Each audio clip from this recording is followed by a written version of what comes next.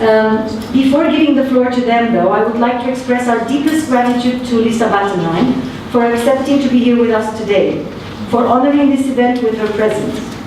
Lisa is well known to all of us as a woman who's not a UN bureaucrat, but a leader with a real passion for women's issues, human rights, and peace building, not only with words but action. And she's always here to support us. On behalf of everyone here, I express our gratitude to a really special representative of the UN Secretary General and head of the Cyprus mission, and invite her to orange the world with her welcoming address. Mrs. Buttenheim, welcome.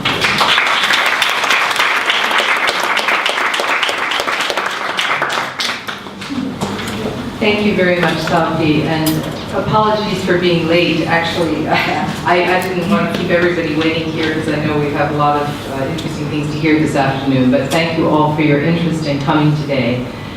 It's a great pleasure for me to be here to open this panel discussion on sexual violence against women in Cyprus. I want to express my gratitude in particular to today's distinguished panelists, who are all expert in their own ways, and you've got the bios, and I am very interested to hear what each and every one of them has to say. Also to thank Safi, my good friend. We've often stood here in different contexts under many different issues, but this is a special day to do this. And my colleagues in UNFICYP who have also helped to organize this. Arzu and Marina, Faye is here somewhere, I saw her when I came in. Kaisha and Yurga, two more recent new women who have joined our mission, and we were all working hard together on this. Violence against women and girls is one of the most pervasive and most repugnant human rights violations around the world, affecting 1 in 3 women worldwide. Women in Cyprus are no exception. Violence against women was a harrowing part of the island's difficult history, but it's not limited to the past. Women today experience domestic abuse, sexual violence, sex trafficking, harassment on the streets, and online bullying, among other forms of violence. I might add, it's not only in Cyprus, it happens across the world, including in my own country, but today we're talking about here in Cyprus. The Special Representative of the United Nations Secretary General on Sexual Violence and Conflict, Zeynep Taiwa Bandura, has described sexual violence as the world's oldest crime. It is also one of the least discussed.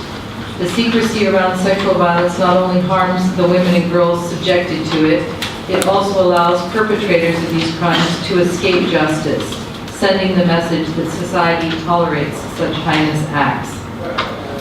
Eliminating sexual violence against women and girls cannot be achieved unless political leaders, religious leaders, community leaders, men and women make a very concentrated effort. This means ensuring better support services for women surviving violence, better data collection, and improved analysis of risk factors.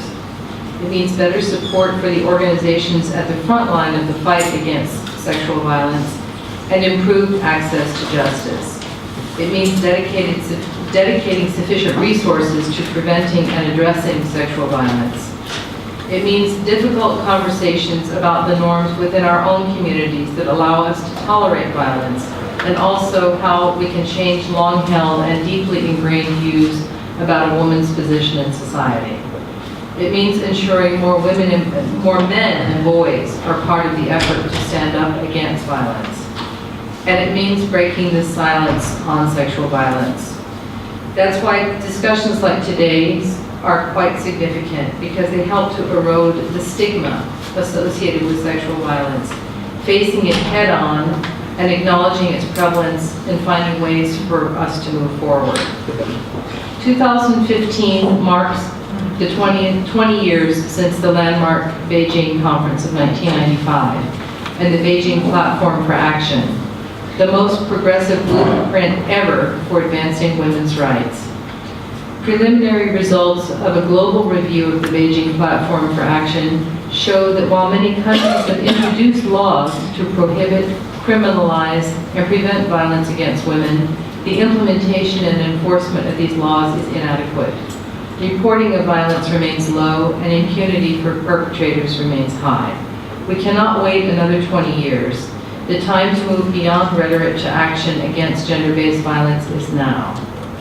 The UN Secretary General's Unite to End Violence Against Women campaign invites governments, UN agencies, civil society organizations, and individuals from all countries of the world to mark the 16 days between 25 November and 10 December, which is today, and fittingly, as Salpi mentioned, it's also Human Rights Day, by coming together to step up efforts to end violence against women and girls.